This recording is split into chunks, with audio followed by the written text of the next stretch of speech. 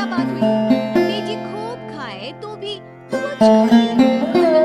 जरा सा खाने की शौकीन, तू चटोरी। तुमसे कितनी बार कहा है, ये सारी चीजें तुम्हारी हेल्थ के लिए ठीक नहीं है। तुम रोज रोज क्यों बनाती हो? रोज रोज कहाँ, कल कहाँ बना था? और वैसे भी तुम्हें तो पता ही है मुझे खाना कितना पसंद है। कभी कभी तो चलता है, तुम भी खाकर देखो ना कितना अच्छा लगता है। एक दिन छोड़कर तो तुम रोज ही बनाती हो, कभी कभी कब हुआ? तुम जानती भी हो तुम कितना जंक फूड खाती हो।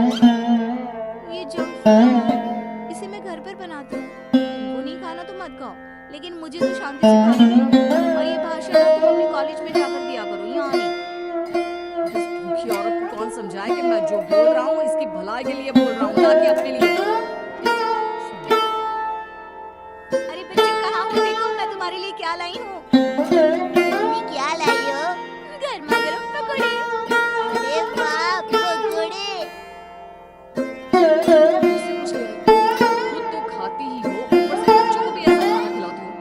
दोनों माँ बेटे का साइज बिल्कुल एक जैसा है। मम्मी देखो ना, पापा मुझे मोटा बोल रहे हैं। कैसे बापू जी?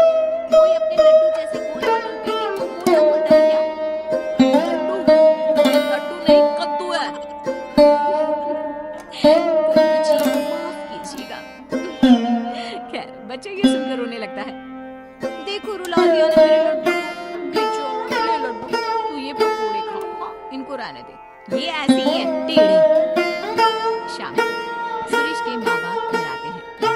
ये इतना सारा खाना तूने किसके लिए बनाया हुआ है बहू? माँ जी ये सब खाना हमारे लिए है। आप लोग बड़े दिनों बाद हमसे मिलने आए हैं ना, इतना तो बनता है माँ जी। माँ ये जो बोल रही है ना आपके लिए, वो आपके लिए नहीं है, उसने खुद के लिए बनाया है। माँ जी आप ना इनकी बातों पर ज्यादा ध्यान मत दीजिए, इनकी तो आदत ही है मजाक करने की। आप खाना खाइए ना। बहू खाना तो बहुत अच्छा बना है, एकदम चटपटा। लेकिन हमारी उम्र में लोग चटपटे से ज्यादा सादा भोजन खाना पसंद करते हैं। ये सही बोल रहे हैं। क्या है ना बहू, हम लोगों की उम्र में ऐसा खाना पचने में बहुत टाइम लगता है। नहीं तो ऐसा खाना कौन ना खाना चाहे। तो माँ जी खाइए ना, एक दिन सबको जाना ही है, तो खाकर क्यों ना जाया जाए। अरे ये तुम क्या बोल रही हो, होश में तो हो। अरे एक दिन सबको जाना है तो क्या सड़क में गाड़ी के नीचे लेट जाए? लगता है खाना तीखा बनाते बनाते बहू की जुबान भी बहुत तीखी हो गई है। बहू सोच समझ के तुम बोला करो कि क्या बोल रही हो। माँ जी आप थोड़े दिन और रुक जाइए, मैं आपको रोज ऐसा खाना बनाकर खिलाऊंगी, फिर तो आपका पेट भी इसकी इजाजत दे देगा। बेटा लड़का है, बहू ऐसा खाना खिलाकर मेरा पत्ता जल्दी काटने का सोच रही है। भगवान बचाए ऐसी बहू से। ठीक है माँ जी, लेकिन थोड़ा खाना और तो लीजिए। नहीं नहीं बहू, मेरा बस हो गया। ससुर जी आपको तो लेना ही होगा। मेरा भी बस हो गया। वो क्या है ना, मुझे डॉक्टर ने आजकल कम खाने को कहा है। अरे पूछना बंद करो, तुम्हें समझ में नहीं आता। वो इस खाने को खाना नहीं चाहते। ये खाना हम ही क्या, अगर कुत्ते बिल्ली को भी खाने को दोगी ना तो वो भी ना खाए, इतना तीखा है। तुम तो अपना मुंह बंद ही करो, तुम लोग नहीं खाओगे तो क्या हुआ, मेरा प्यारा बेटा जरूर खाएगा। इतने में बच्चा दौड़ कर आता है। शैतान का नाम लिया और शैतान का सर। खिलाओ इसको और गेंडा बना दो। अरे लड्डू, ये लड्डू कद्दू में कैसे बदल गया?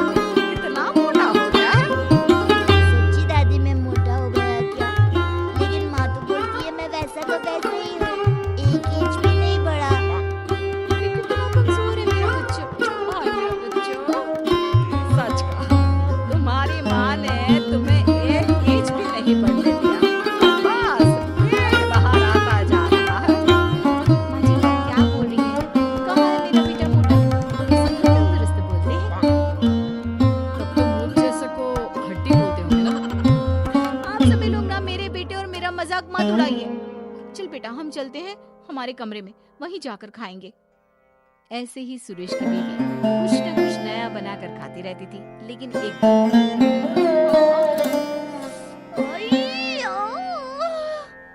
क्या हुआ, क्यों नाटक कर रही हो? अगर तुम मेरा ध्यान अपनी तरफ खींचने के लिए ये सब कर रही हो तो नहीं जी, मुझे सच्ची में बहुत दर्द हो रहा है। इतना दर्द जैसे पेट में आग लग गई हो। सच्ची में? क्या खाया था? आग पेट में लग गई? कैसे?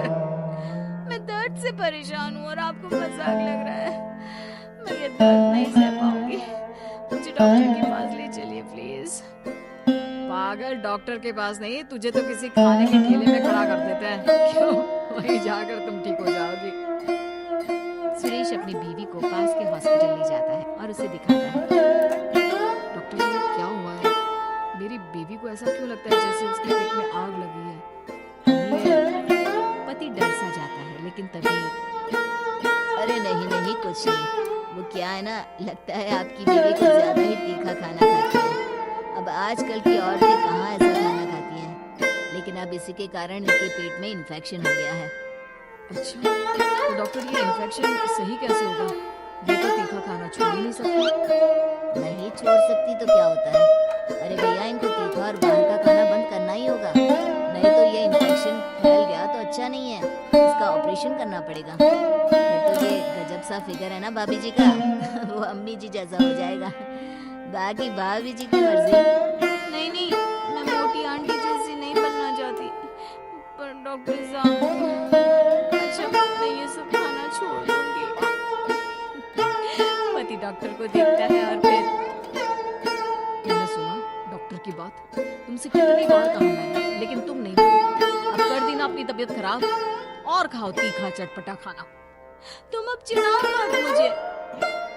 अच्छा तुम ये डॉक्टर से पूछ कर आओ ना कि हफ्ते में एक दिन खा सकते हैं क्या? इस वक्त तो डर के मैंने बोल दिया था, लेकिन अब मुझे मुश्किल लग रहा है। यहाँ जान पर बनाई है और इसको खाने की पड़ी है। अभी भी आधी रात को मेरी नींद खराब कर तुमको अपने खाने की चिंता हो रही है। यार कुछ तो सुधर जाओ। तभी सास बच्चे को लेकर आती है। बेटा, ये छोटू भी पता नहीं क्यों पेट पकड़ कर बैठा है, जरा देख ले। इसे क्या हो गया? माँ, मुझे तो डर लग रहा है कि कहीं इन दोनों का ही ऑपरेशन ना करवाना पड़ जाए। अरे पर तू पैसे कहाँ से लाएगा? वैसे बहू के गहने हैं ना, उसे बेच सकते हैं हम। नहीं नहीं, मेरे गहनों की ओर ना देखना। मैं वादा करती हूँ, मैं चटोरे खाने की ओर नजर भी नहीं लगाऊंगी। मम्मी, आप क्या कह रही हो?